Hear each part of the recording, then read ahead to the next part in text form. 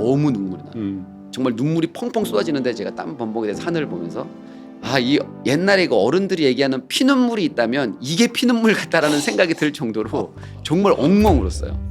제가 우연히 책을 읽었는데 아일랜드의 극작가 오스카 와일드가 쓴 책을 읽었는데 거기에 이런 글이 써 있는 거예요. 인간에게는 두 가지 비극이 있다. 하나는 자신이 원하는 것을 갖지 못하는 것이고 또 다른 하나는 자신이 원하는 것을 갖는 것이다. 인간에게 두 가지 비극이 있는데 자신이 원하는 것을 갖지 못하는 것, 이거 비극이죠. 내가 원하는 대학에 합격하지 못하거나 그렇죠. 내가 원하는 곳에 취직하지 못하거나 또 한 가지가 뭐냐면 내가 원하는 것을 갖는 것이 비극이다. 처음에는 제가 이해하지 못했지만 그것이 무엇을 의미하는지 제가 이제 알기 시작했어요. 이런 얘기를 많이 한 적은 없었어요. 왜냐하면 이거에 대해서 물어본 사람도 많이 없었거든요. 안녕하세요. 3프로TV 구독자 여러분. 여러분들도 다 여러분들마다의 정말 가슴팍에 새길 만한 그 숫자들을 갖고 계시나요? 최근에요. 손흥민 선수의 소속팀이죠. 토트넘 하스퍼가 총 879개의 레거시 번호라는 걸 도입했다고 그래요. 역대 1군 경기에 출전한 모든 선수들을 기리기 위해서라고 하는데요. 오늘 모실 게스트분은요. 그 손흥민 선수보다 한 100번 정도 앞서가는 분입니다. 스포츠 해설위원 또 축구 행정가, 최근엔 예능 프로그램의 골대녀에서 감독으로 맹활약하고 계신 이영표 선수라고 해야 되겠죠? 이영표 선수를 어렵게 모셨습니다. 안녕하세요. 네, 이영표 선수. 안녕하세요. 반갑습니다. 영원한 현역이라는 의미에서 제가 선수라는 표현을 드렸는데 네. 어떻게 불러드려야 될까요? 저는 선수가 제일 좋습니다. 네. 네, 뭐 지금은 선수가 아니지만 네. 그래도 다른 호칭보다는 선수가 제일 편한 것 같습니다. 네. 그냥 제가 캐주얼하게 하죠. 그 25, 6년 동안의 선수 생활 중에 가장 아직도 기억에 남는 딱 한 샷만 꼽아달라. 너무 무리한 부탁일까? 너무 많은 것 같은데. 한 장면만 꼽기는 어려울 것 같은데요. 한 느낌을 꼽을 수는 있을 것 같아요. 네. 축구에서 우리 팀에 11명 선수가 있고 상대 팀에 11명 선수가 있고 뭐 관중도 있고 혹은 뭐 관중이 없을 수도 있고 심판도 있고 그런데 경기장 안에서 마치 제가 주인공이라고 생각되는 착각이 느껴질 때가 있어요. 그러니까 제가 원하는 대로 공이 움직이고 원하는 대로 경기가 되고 예. 그다음에 예상대로 흘러가는 예. 그런 경기가 있어요. 근데 이런 경기가 저는 제 인생에서 가장 기억에 남는데 그 경기가 뭐 월드컵 경기라든가 뭐 유럽의 챔피언스리그라든가 뭐 잉글랜드 프리미어리그 경기라든가 뭐 올림픽이나 이런 경기가 아니었어요. 어떤 경기죠? 그냥 제가 고등학교 때 연습 경기, 그다음에 뭐 한 고등학교 때 한두 경기, 대학교 때 한두 경기, 프로에서도 국가대표에서도 한두 경기, 그다음에 뭐 유럽에서도 뭐 몇 경기 정도, 한 7, 8경기, 그러니까 그런 느낌을 받았는데 그런 느낌을 받을 때 어떤 생각이 드냐면 경기를 뛰다가 심판이 이 경기를 끝내지 않았으면 좋겠다. 이 상태가 영원히 계속됐으면 좋겠다라고 느낄 때가 있어요. 네. 그 뭐 공을 터치하고 있지도 않아요. 근데 그런 느낌, 오늘 경기가 정말 내가 원하는 대로 다 진행되고 있어라는 그 느낌을 받을 때, 그래서 심판이 이것을 끊을까봐 걱정이 될 때 그 몇 경기가 있는데 완전한 몰입이군요. 예, 그때가 저는 그런 느낌일 수도 있고요. 물론 이제 뭐 월드컵에서 뭐 골을 넣거나 예. 저 같은 경우는 월드컵에서 골 넣은 적은 없지만 월드컵 예선전에서 정말 중요한 경기에서 제가 골을 넣거나 예. 그럴 때 그 골을 넣었을 때 느끼는 그 카타르시스가 분명히 있어요. 근데 저는 순간적인 쾌감이 있고. 예, 그런 쾌감도 있고 예. 그건 이제 엄청나게 말로 설명할 수 없는 그런 게 있긴 한데 예. 그것보다도 제가 축구를 하면서 정말 그 완전히 행복하다고 느낄 때에는 그러니까 예를 들어서 이런 거예요. 상대가 공을 갖고 있고 저는 수비수예요. 네. 그런데 제가 이제 왼쪽 윙백이었으니까 왼쪽 터치라인이 있고 제가 상대를 터치라인과 함께 제가 상대가 공을 가졌는데 제가 딱 막아서는 거예요. 그러니까 터치라인과 제가 그 상대를 어느 공간 안에 딱 몰아넣는 거죠. 그리고 상대가 공을 가지고 공격을 하는데 네. 그 순간 그 공간은 제가 지배를 하고 있어요. 왜냐하면 제가 각도를 완벽하게 잡고 상대가 공을 갖고 있음에도 불구하고 이 친구가 저를 돌파할 수 없다라는 걸 제가 알고 있어요. 돌파하면 내가 따라가서 뺏을 수 있고 도전하면 그 볼은 내 거가 돼요. 그리고 그것을 상대도 알고 있어서 그때 그 상대방의 선수의 표정이 나타나죠. 그럼요. 그래서 그거를 상대가 알고 있어서 예. 저에게 딱 왔다가 공격을 하지 못하고 뒤로 물러설 때가 있어요. 백패스. 그때 그 공간을 지배하고 있다라고 느끼는 그 감정을 느낄 때가 저는 이게 진짜 축구의 몸인 거죠. 근데 카메라에는 아무것도 잡히지 않습니다. 그렇겠죠. 관중도 알지 못하고 제가 알고 상대가 알아요. 상대가 두려워하는 걸 제가 이제 느끼는 거죠. 그러니까 그럴 때 저는 이런 얘기를 많이 한 적은 없었어요. 왜냐하면 이거에 대해서 물어본 사람도 많이 없었거든요. 오늘 이 스튜디오는요 이영표 선수가 완전히 장악하고 계십니다. 제 아유. 표정이 나타나지 않습니까? 아니요. 아니 왜냐하면 정말 그런 말씀하실 때 저도 약간 소름 끼칠 정도의 공감이 있습니다. 아까 그 라인과 나 사이에 존재하는 다른 선수가 나의 어떤 압박이라든지 나의 어떤 플레이어에 압도당하면서 난 이영표한테 볼을 뺏길 수밖에 없을 거야. 그 느낌이 오잖아요. 그렇죠. 그죠? 네. 인터뷰어로서 저도 모르게 이렇게 빠져들게 되는 경우가 아주 간혹 있거든요. 네, 오늘이 그런 인터뷰가 될 것 같습니다. 이영표 선수의 머릿속에 마음속에 있는 숫자를 좀 부탁을 드렸더니 12를 주셨네요. 네네. 축구는 원래 11인데 그렇죠. 어떤 의미가 있을까요? 제가 이 12번을 되게 중요하게 생각하는 이유는 12번이 제 국가대표 선수 시절의 백넘버입니다. 백넘버. 예. 네. 저는 대학교 3학년에서 4학년 올라갈 때 처음으로 올림픽 국가대표가 됐는데 네. 그 전까지는 한 번도 국가대표가 되지 못했어요. 그리고 심지어 이제 제가 대학교 4학년, 그러니까 3학년 말에 제가 이제 주장이 됐어요. 저는 이제 건국대학교를 나왔는데 그렇죠. 주장이 됐었고 그때 우리 건국대학교의 올림픽 국가대표 물론 이제 A팀은 아니고 23세 올림픽 국가대표 선수가 6명이었는데 네. 저는 그 안에 포함되지 않았어요. 그리고 한 명은 심지어 제 후배였어요. 네. 그래서 그때 제가 엄청난 그 주장임에도 불구하고 이제 대표 선수가 안 되는 것에 대해서 되게 절망감을 느끼고 있었는데 그러다가 그 한 2주 정도 제가 되게 힘든 시간을 보내고 시간이 좀 지났을 때 저에게 그 올림픽 팀에서 테스트할 수 있는 기회가 주어졌어요. 그러니까 정식 멤버는 아니고 왼쪽 윙백 선수가 다쳐서 제가 대신 가서 테스트를 이제 할 수 있는 기회가 제공돼 줬는데 제가 그 테스트를 받으러 가서 일주일 만에 테스트에 합격하고 올림픽 국가대표가 정식으로 됐어요. 네. 그러니까 정식으로 되니까 거기서 이제 저에게 그 이제 유니폼을 이제 받을 수 있게 된 거죠. 예. 그때 이미 들어온 선수들이 좋은 번호를 다 가져가고 백넘버를. 예, 백넘버를 예. 12번은 딱 남아 있는 거예요. 근데 예. 12번은 그냥 아무도 가져가지 않는 번호예요. 그리고 제가 보기에도 좀 깍두기 같다 네. 느낌? 11번 단 채운 다음에 맞습니다. 하나 남는 숫자. 예. 그래서 보통 이제 축구를 잘하면 뭐 10번, 예. 9번, 예. 뭐 11번, 7번. 7번, 예. 뭐 6번 뭐 이런 번호를 다들 선호하지 12번은 제가 그때 딱 12번을 보고 나서 딱 번호가 있는데 12번이 덩그러니 남겨져 있는 것을 제가 딱 봤을 때 첫 느낌이 나갔다라는 느낌을 받았어요. 선택받지 못한 지난날의 나 같이 느껴졌어요. 그래서 제가 예. 그 12번을 딱 선택을 했어요. 예. 그리고 나서 제가 한 3개월 있다가 올림픽 팀에서 3명만 국가대표가 됐는데 예. 제가 국가대표가 된 거예요. 그러니까 그 국가대표 월드컵 나가는 예, 월드컵 나가는 국가대표가 와우. 됐었고 그리고 나서 이제 얼마 좀 지났을 때에는 제가 이제 올림픽 팀의 주축 선수가 돼서 제가 이제 번호를 선택할 수 있는 이제 그런 상황이 됐어요. 근데 그때 제가 12번을 다시 가져왔어요. 여전히. 예. 예. 그리고 은퇴할 때까지 제가 12번으로 국가대표팀에서 은퇴를 하거든요. 그래서 내가 이 마음을 잃지 않겠다. 내가 처음에 국가대표가 됐을 때 12번을 만났을 때 느꼈던 그런 감정을 내가 은퇴할 때까지 잊지 말아야지 그때 다짐을 했었고 실제로 은퇴할 때도 저는 12번을 가지고 은퇴를 했습니다. 올림픽 국가대표로 되는 것도 굉장히 극적이었는데 그부터 월드컵 국가대표로 또 주축 선수가 되는 데까지는 쾌속 행진을 하셨군요. 네. 제가 이 올림픽 국가대표팀의 테스트를 받으러 가기 불과 2주 전에 되게 깊은 그 절망감에 쌓여 있었어요. 그러니까 저는 제가 이제 중학교에 가자마자 저는 중학교 3년, 고등학교 3년, 대학교 내내 거의 10년 동안 정말 매일같이 개인 운동을 했어요. 왜냐하면 남들보다 좀 더 잘하고 싶은데 잘하면 축구가 재밌어요.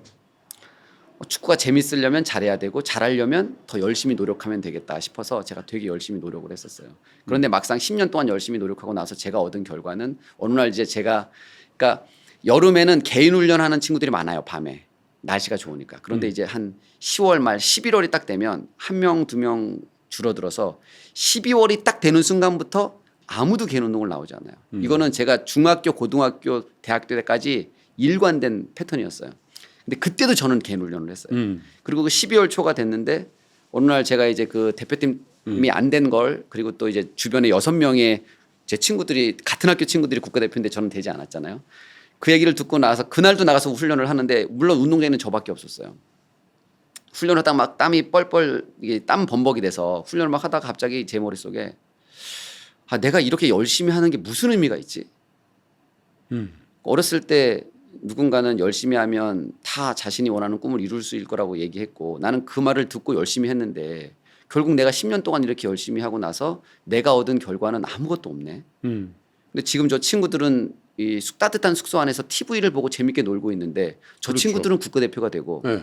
나는 이렇게 10년 동안 노력했음에도 불구하고 국가대표가 안 된다면 아, 이 축구는 스포츠는 이거 노력 아니구나 이거. 이건 재능 있는 애들이 되는 재능이구나. 거지. 아. 나 같은 애들이 아무리 뭐 열심히 해봐야 이거 안 되는 건 안 되는 건데 이거 제가 괜히 이 시간 낭비했구나라는 생각이 딱 드는 거예요. 그 생각이 딱 들고 나니까 지난 10년 동안 제가 그 했던 노력과 땀이 너무 억울한 거예요. 너무 억울한 거예요. 그래서 제가 그날 이제 흙바닥에 딱 누워서 하늘 딱 보는데 마침 이제 보름달이 딱 떠 있는데 눈물이 막 나더라고요. 너무 눈물이 나. 정말 눈물이 펑펑 쏟아지는데 제가 땀 범벅이 돼서 하늘을 보면서 근데 제가 그때 느낀 게 순간적으로 그렇게 막 펑펑 울면서 느낀 게 아, 이 옛날에 그 어른들이 얘기하는 피눈물이 있다면 이게 피눈물 같다라는 생각이 들 정도로 정말 엉엉 울었어요. 그리고 그렇게 울고 나서 절망을 했죠. 저는 이제 아 네. 노력은 성공을 보장하지 않아. 그 절망을 하고 근데 2주 있다가 테스트를 받게 되고 테스트 가서 합격을 하게 되고 3개월 있다가 국가대표가 됐잖아요. 국가대표가 되고 나서 네. 제 생각이 바뀌었죠. 노력하면 되는구나. 3이라는 숫자도 얘기해 주세요. 우리나라 생활 스포츠에 대해서 3이라는 숫자를 어떤 제가 이 명결말리라는 프로그램을 KBS에서 한번 한 적이 있었는데 네. 그때 이제 어떤 이야기를 했었냐면 이 선제적 복지라는 개념이 있는데 그 선제적 복지가 뭐냐면 아픈 사람에게 치료를 해주는 것은 복지가 아니다 더 이상. 진짜 복지는 뭐냐면 아프지 않게 해주는 것이 복지다. 그렇죠. 아픈 순간부터 이미 늦었다. 그래서 아프지 않게 해주는 것이 복지인데 스포츠에 1달러를 쓰면 의료비가 3달러가 줄어든다. 그래서 우리가 스포츠에 돈을 쓰자. 그리고 특히 이제 제가 갔을 때 되게 인상 깊었던 거 하나는 캐나다에 가서 그 방송을 했었는데요. 시니어 야구단이 있었어요. 남녀 할머니 할아버지들이 모여서 야구를 하시더라고요. 그런데 일주일에 한 번 모여서 야구를 하시는데 야구, 소프트볼. 야구를 하세요. 야구? 예, 야구를 정말 뭐 이렇게 던지면서 야구를 하시는데 제가 거기서 느낀 게 뭐냐면은 나이가 드시면 새로운 사람을 만날 수 있는 기회가 현저히 줄어들어요. 그러니까요. 그런데 이 야구를 하면서 이 동호회 안에 들어와 있으니까 예. 일단은 새로운 사람을 유입이 되니까 새로운 사람을 만나서 관계 형성을 할 수 있게 되고 또 무엇보다도 야구를 한 두세 시간 2시간 정도 하시고 나서 내 3-4시간을 커피하고 샌드위치를 마시고 드시면서 사람들하고 같이 이 커뮤니케이션을 하기 시작하시더라고요. 야, 뭐 그 친밀감 마을에 관한 확실하겠다. 이야기도 하기 시작하고 이제 그게 저는 이 신체적인 건강도 마찬가지지만 정서적으로 네. 이 외로운 이 나이 많으신 분들에게 그렇죠. 얼마나 큰 위로가 될까. 스포츠에 돈을 쓰자. 음. 저는 이제 시골에서 자랐는데 제가 시골에서 자랄 때 저희가 한 300가구 중에서 TV가 2집 있었어요. 그 정도로 가난했어요. 정말 가난했는데 어디? 강원도 홍천 내면이라고요. 내면. 해발 700m 지점에 네. 뭐 저희 집 앞에 그 도로가 있었는데 저희 어머님이 저보고 바로 집 앞에 도로가 있었거든요. 근데 저희 어머님이 저보고 차 조심하라는 얘기를 하지 않았어요. 왜냐하면 차가 안 다녔거든요. 아침에 포장도로인데? 예, 포장도로인데 아침에 버스 한 대, 저녁에 버스 한 대가 들어왔어요. 그래서 차 조심하라는 얘기를 한 번도 듣지 못해. 그 정도로 이 가난한 동네였어요. 저희 집에 TV도 없었고. 근데 그때는 되게 행복했어요. 왜냐하면 다 없었기 때문에 비교의 대상이 없었거든요. 음. 사회가 이렇게 풍요로워졌는데 왜 더 사회는 이기적으로 변할까? 그 이유가 뭘까? 한 반에서 나랑 가장 친한 내 짝꿍이 수능의 잠재적 경쟁 상대예요. 내신의 경쟁 상대예요. 그러다 보니까 친구들이 내가 잘하는 것도 중요한데 더 중요한 건 내 친한 내 짝꿍이 못해야 돼요. 내가 잘하는 것만큼 남이 못하는 것에 관심이 많아요. 그리고 이렇게 교육을 받으면서 자란 아이들이 과연 이 사회에 나가서 이 사회를 아름답게 만들 수 있을까? 이제 이런 고민을 저는 하기 시작한 거죠. 근데 제가 이제 축구를 하면서 느낀 거는 어렸을 때부터 제가 잘해도 내 친구가 못하면 우리가 지는 거예요. 그리고 내가 못해도 내 친구가 잘하면 이기는 거예요, 우리 팀이. 그때 제가 뭘 느꼈냐면 내가 이기는 것도 중요한데 내 친구가 잘하는 게 그렇게 중요하구나. 그때 비로소 내 친구가 잘하는 것이 나에게도 좋다면 내 친구가 잘할 때 드디어 진짜 기뻐할 수 있게 되는 거죠. 스포츠가 바로 이것을 가르쳐 주거든요. 우리에게. 그렇군요. 사회가 가르쳐 주지 못하는 것을 스포츠가 가르쳐 줘요. 참 그 울림이 있는 얘기 같아요. 왜냐하면 저도 가끔 이제 그 특히 축구 경기를 요즘에 손흥민 선수나 뭐 또 황희찬 선수도 그 해주잖아요. 근데 손흥민 선수가 골을 이렇게 넣으면 골 세레모니를 하고 있는데 토트넘의 선수들이 막 이렇게 와서 막 자기 일처럼 막 좋아하고 그래요. 네. 그리고 또 손흥민 선수도 또 다른 선수가 넣으면 또 주장이라서 그런지 탁 이렇게 해주고 그러는데 제가 처음에는 저게 진심일까? 왜냐하면 프로의 세계니까 그 선수가 계속 넣고 같은 공격수라면 나는 입지가 어떻게 되는 건지 이런 복잡한 심리 상태가 될 수도 있겠다라는 생각인데 이영표 선수 얘기를 들어보니까 그거는 뭐 게임이 끝나고 어쩔 때 그렇게 생각할 수도 있겠으나 그 게임에서는 전혀 그런 생각이 들지 않겠구나라는 생각이 드네요. 네. 네. 축구가 90분 동안 경기를 하잖아요. 여기 11명 또 이제 교체 선수가 있고 22명에다가 그렇죠. 교체 선수까지 하면 거의 뭐 28명 뭐 이렇게까지 경기를 하는데 그 선수들이 90분 동안 뛰면서 한 선수가 실제로 공을 소유하고 있는 시간은 2분 30초밖에 되지 않아요. 아, 발에. 예, 공을 소유하고 있는 시간. 그렇군요. 축구 경기 90분에서 그러면 87분 30초는 네. 공 없이 그냥 뛰어다니는 거예요. 그러네요. 모든 축구 선수들이요. 예. 2분 30초만 공을 소유하고 나머지 87분 30초를 공을 향해서. 공 없이 그냥 뛰고 있는 거죠, 계속.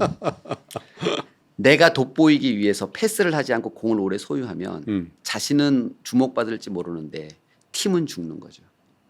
왜냐하면 볼을 중심으로 11명의 선수가 수비 조직을 짜는데 그렇죠. 그 볼을 뺏기 위해서 네. 쫙 이렇게 조여와요. 예. 그런데 그 볼이 있는 데를 쫙 조여올 때 이 볼을 패스를 통해서 많이 돌리잖아요. 돌리면 이 포커스가 다시 흐트러졌다가 다시 조이고 흐트러졌다가 다시 조이고 이런 현상이 나타나요. 네. 그래서 패스를 빠르게 계속 돌릴수록 상대가 볼을 뺏을 타이밍을 다시 잡아야 돼요. 그래서 어렵게 되는 거죠. 그래서 잘하는 팀은 패스를 잘하거든요. 근데 못하는 팀은 한 선수가 오래 공을 소유하기 시작하고. 그러니까 이 우리를 위해서 나를 포기할 수 있도록 가르쳐 주는 게 바로 축구인 거죠. 그러니까 제가 유럽에 가서 이제 처음으로 느낀 게 아이들이 영국에 갔는데 아이들이 keep the ball 이렇게 얘기하는 거예요. 그러니까 keep the ball이라는 말을 직역하면 공을 소유하고 있어. 공 가지고 있어 이거잖아요.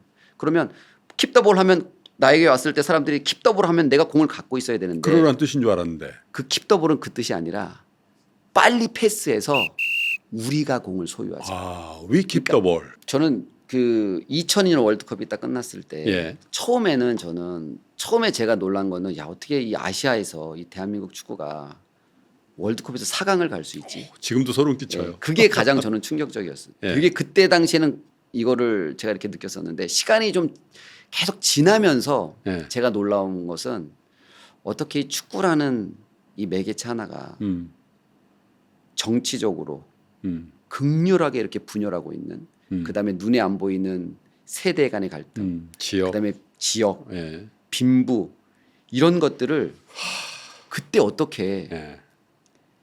그런 것들을 다 해결할 수 있었지. 그냥 그러니까요.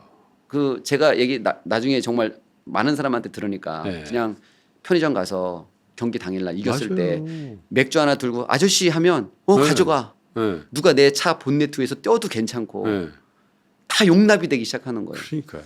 근데 그게 이 축구라는 것 하나로 우리 네. 대한민국이라는 이름 하나로 모든 게 다 허용되고 포용되고 용납되어졌잖아요. 네.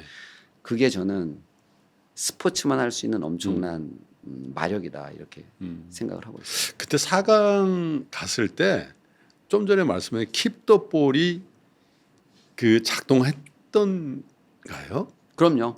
네. 그때는 그러니까 어떤 팀이 좋은 결과를 냈을 때 예. 그 몇 가지 특징이 있는데 예. 그 특징 중에 하나가 뭐냐면은 경기를 11명이 해요. 근데 한 팀은 23명이에요. 월드컵 팀은. 근데 경기는 11명이에요. 그렇죠. 그리고 교체를 해봤자 3명이에요. 그러면 11명이 베스트 11에다가 교체 3명 하면 14명.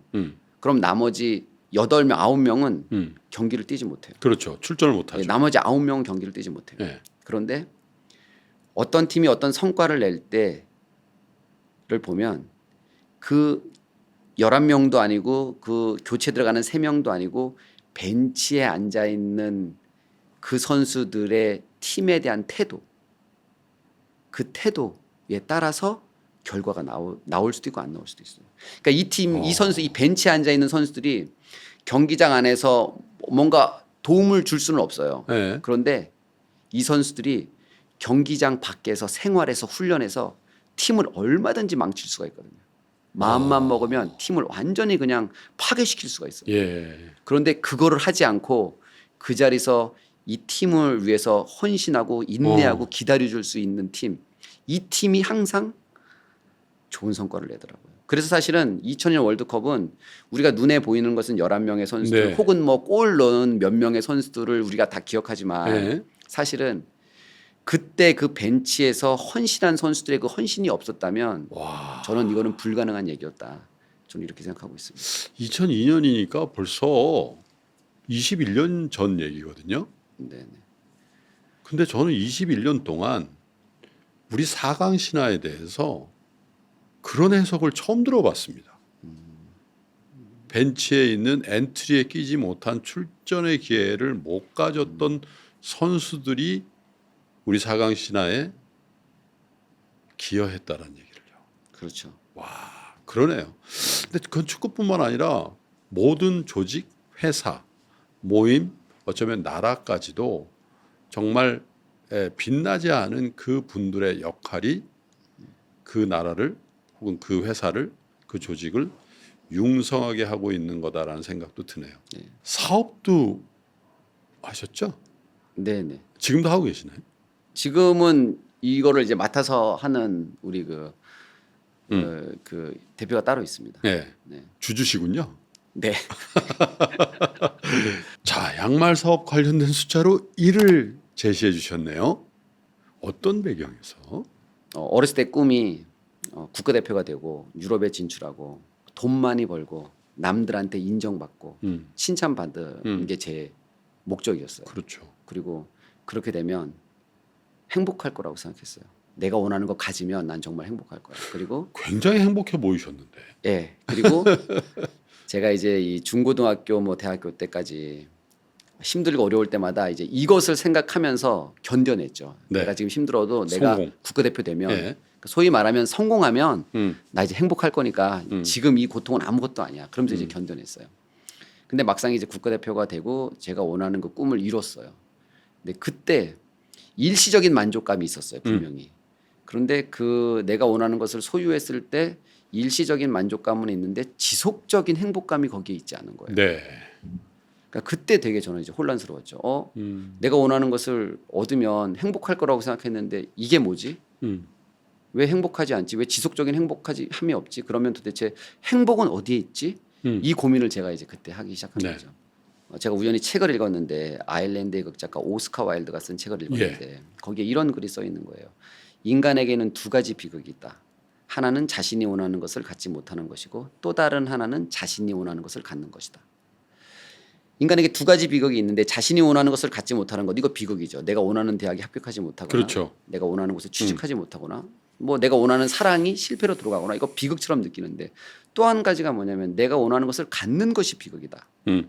처음에는 제가 이해하지 못했지만 제가 국가대표가 되고 내 꿈을 이뤘을 때 온 그 엄청난 허무함이 딱 느껴지면서 그것이 무엇을 의미하는지 제가 이제 알기 시작했어요. 그리고 그 책을 읽다가 제가 이제 어떤 걸 느꼈냐면 인간에게는 두 가지 비극이 있다. 내가 원하는 것을 갖지 못하는 것, 내가 원하는 것을 갖는 것. 주어가 누구냐면 저죠. 나인 거예요. 예. 그때 제가 딱 깨달은 거예요. 아, 내가 나만을 위한 삶을 지금까지 살아왔구나. 예. 삶은 나처럼 이기적으로 나와 기껏해야 내 가족 이 나만을 위한 삶을 살게 되면 삶은 비참하게 끝나는구나. 나라는 1인칭 단수가 아니라 너라는 2인칭 단수, 우리라는 3인칭 복수를 목적으로 삼을 때에만 삶은 지속적인 행복감을 느끼고 있는데 나는 지금까지 1인칭 단수를 목적 삼고 꿈을 꾸면서 살아왔구나. 제가 이제 그런 느낌을 받게 됐고 그러면 앞으로 내 삶에서 그 1인칭 단수를 목적 삼는 삶이 아니라 2인칭 단수, 3인칭 복수를 목적 삼는 삶을 한번 살아보자. 그래서 누군가를 좀 의미 있게 도와보자. 그래서 그 삭스업이라는 브랜드를 만들었어요. 그래서 삭스업이라는 브랜드가요. 예. 삭스업이 뭐냐면 양말을 끌어올리다라는 그렇죠. 의미가 있는데 그게 어떤 의미냐면 축구 경기장에서 선수가 넘어져요. TV를 보다가. 그러면 태클이 걸려든 뭐 하든 넘어지면 선수가 넘어지기 전에 이 잔디밭에 앉아서 양말을 한번 잡아당기고 올려놔요. 예. 일어나요. 그때 저희가 이제 어떤 거를 생각했냐면 넘어진 선수가 실패한 사람이 다시 일어나기 전에 양말을 잡아당기는 행위는 마음을 다잡는 행위. 그래서 우리가 지치고 힘들고 넘어지고 실패한 사람들의 마음을 다 잡아주겠다. 싹스업 시켜주겠다. 용기를 주겠다.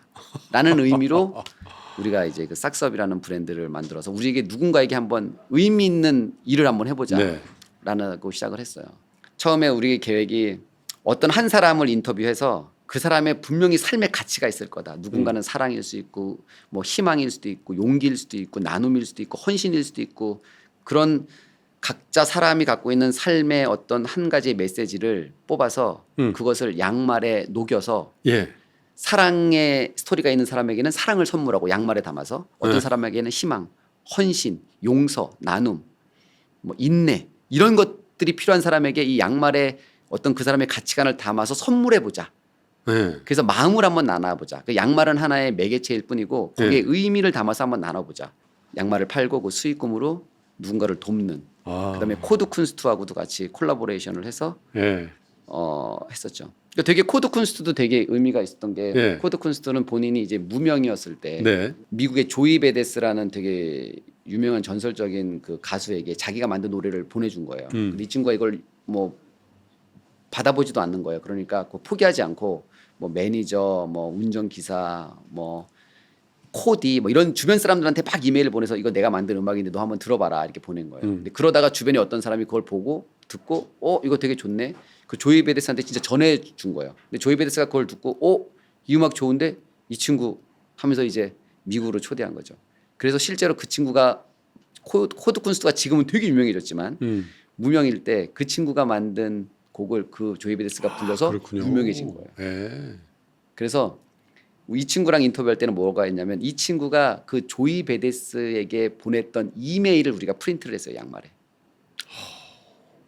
그리고 조이 베데스가 코드 쿤스트한테 기회를 줬죠. 네. 그리고 코드 쿤스트가 이제는 다른 사람들에게 기회를 주는.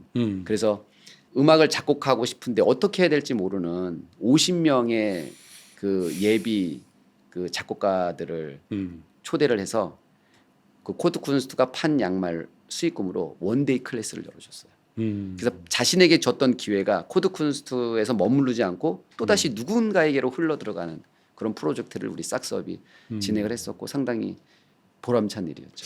근데 그런 것 같아요. 그런 희망, 사랑, 관용, 배려 이런 것들과 이 양말이라는 그 재료는 참 잘 어울리는 것 같다는 생각이 드네요. 뭐 비즈니스 아이템으로 따지면은 양말은 사실은 좋은 아이템은 아니죠. 정말 좋은 아이템이 아니에요. 근데 저는 그게 상관이 없었어요. 그리고 오히려 저는 양말이 더 좋다고 생각한 이유가 양말은 일단은 만약에 가치를 가격으로 매긴다고 한다면 양말은 우리 몸에 두르고 있는 모든 것 중에서 가장 가격이 싸요. 그 얘기는 만약에 가치를 가격으로 매긴다고 하면 양말은 가장 가치가 없다고 평가받는 것들이죠. 그다음에 위치적으로 양말은 가장 냄새나고. 가장 밑바닥에서 냄새나고. 가장 냄새나고 더럽다고 평가받아요. 어허. 신발보다 오히려 더 양말을 이렇게 갖다 대면 더럽다고 그러네요. 누구나 반응할 정도로 네. 예? 그래서 가장 더럽다고 평가받는 양말 또 가장 가치 없다고 싸다고 평가받는 양말 또 위치적으로 가장 밑에 있는 양말을 우리가 선택해서 네. 그 가치 없다고 생각되는 양말에다가 가치를 담아보면 네. 어떨까라는 생각을 오히려 했던 거예요. 아 그리고 가수 현 씨와 굉장히 의미 있는 일을 시작하셨다고 그래요. 어떤 건지 소개를 좀 해주세요. 제가 시작했다기보다는요. 현 형님이 그걸 하시는 거죠. 현 형님이 시작하시는데 2019년도죠. 2019년도쯤에 저희가 이제 제가 싹스업을 하고 있으니까 현 형님이 이제 자선 대회를 하는데 우리 싹스업을 협찬을 해달라고 그래서 네. 우리가 이제 협찬을 해주기로 했어요. 그러면서 이제 미팅을 하다가 광복절 75주년인데 형이 그냥 75km 한번 뛰시죠. 이렇게 전 장난으로 그렇게 얘기를 했어요. 장난으로 얘기했는데 갑자기 현 형님이 그거 너무 좋은 생각이다. 그러면서 그런데 만약에 75주년이라 해서 75km를 뛰면 매년 1km씩 넘어가니까 그냥 차라리 81.5km를 뛰겠다.